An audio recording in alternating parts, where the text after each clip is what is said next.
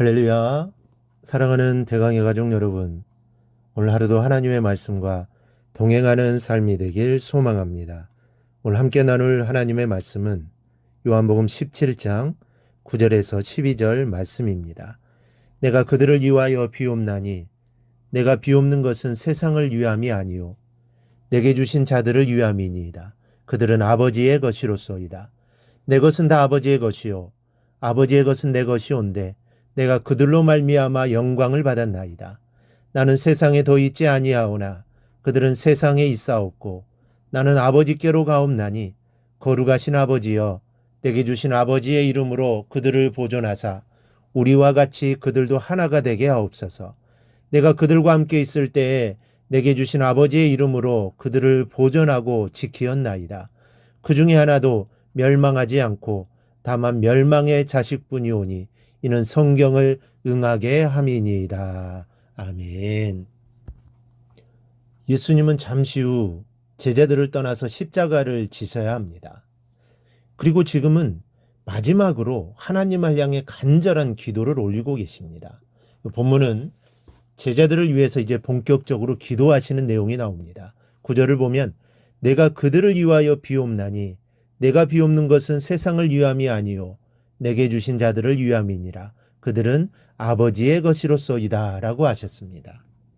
제자들을 위한 예수님의 기도를 살펴보면 감사의 기도와 제자들의 앞날을 위한 기도로 나눌 수 있습니다. 그러면 주님께서는 어떤 기도를 하고 계시는지 함께 살펴보겠습니다. 먼저는 아버지와 성도들과의 결속을 다지고 계십니다. 9절 끝부분을 보면 그들은 아버지의 것입니다 라고 했습니다. 이 성도들의 소유권이 아버지의 손에 있다는 말씀입니다. 11절에는 이렇게 기도하고 계십니다. 거룩하신 아버지여 내게 주신 아버지의 이름으로 그들을 보존하사. 아버지의 이름으로 그들을 보존해 달라는 내용입니다. 여기에서 아버지의 이름으로 이루어졌다는 것은 대단히 중요한 의미가 있습니다. 우리가 성경을 보면 귀신을 쫓아낼지라도 성령의 능력으로 쫓는 경우가 있고 바알세불의 힘으로 쫓는 경우도 나옵니다. 그래서 주님께서 귀신을 쫓아낼 때 귀신의 왕 바알세불의 힘을 힘입어 쫓아내고 있다고 유대인들이 말한 장면이 나옵니다. 모세가 애국의 바로 앞에 섰을 때도 모세의 표적을 따라서 행했던 애굽의 술사들도 있었습니다. 그러나 문제는 누구의 이름으로 이 일을 했느냐 하는 것입니다. 만일 사단의 영으로 이것이 이루어졌다면 이보다 더 큰 비극은 없는 것입니다. 그러나 주님은 그들은 다 아버지의 것이라 고백하고 계십니다. 그리고 아버지의 이름으로 보존해달라고 강구하고 계십니다. 여러분, 오늘 우리는 주님의 기도를 기억해야 합니다. 내가 소유한 것 중에 나의 것은 하나도 없습니다. 나도 아내도 자식도 재산도 모든 것이 아버지의 것임을 알아야 합니다. 하나님 아버지께서 나에게 이런 것들을 주셨음을 우리는 감사할 줄 알아야 합니다. 그리고 나도 주님의 소유임을 고백해야 합니다. 나는 이 세상 모든 만물을 창조하시고 지금도 다스리고 계시는 창조주 하나님의 것입니다. 그분이 나의 아버지가 되십니다. 우리는 그의 자녀입니다. 독생자를 죽이시면서까지 사신 자녀들입니다. 그러므로 이러한 자부심을 가지고 살아야 합니다. 하나님이 내 아버지가 되시는데 무엇이 두렵겠습니까? 두려워하거나 힘들어할 필요가 없습니다. 나의 아버지가 되셔서 나에게 가장 좋은 곳으로 채워주시는 그 하나님만 의지하며 살아갈 수 있기를 바랍니다. 둘째는 부족한 자들을 통해서 영광을 받으셨다고 했습니다. 10절 말씀을 보면 내 것은 다 아버지의 것이요 아버지의 것은 내 것이온데 내가 그들로 말미암아 영광을 받았나이다. 그들로 말미암아 영광을 받았다는 말씀은 정말 형용할 수 없을 정도로 감사한 일입니다. 제자들 모두가 예수님을 버린 사람들이요 자기 스승을 팔아먹은 사람들입니다.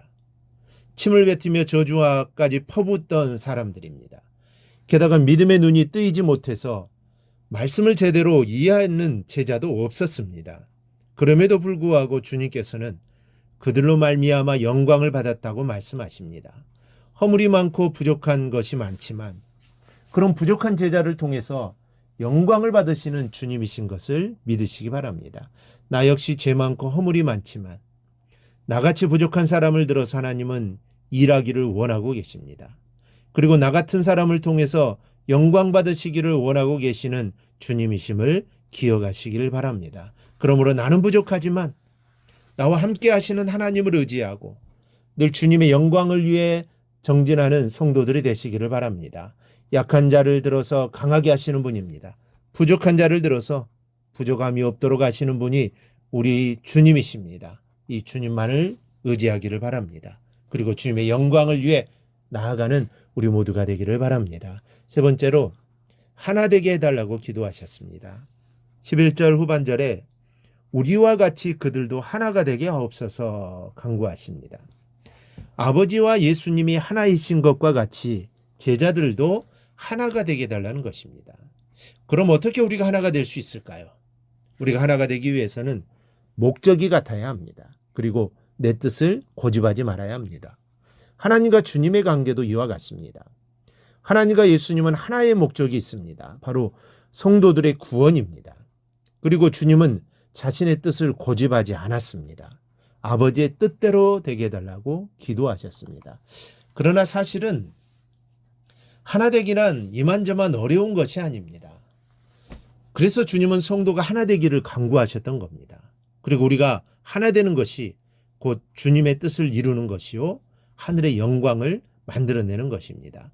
우리는 부족한 자녀들이지만 우리를 들어서 영광을 받으시기를 원하시는 하나님이 우리가 아버지가 되시는, 그리고 우리는 모두 성령으로 하나가 되어 주님의 이름을 빛낼 수 있는 자녀들이 되어야 합니다.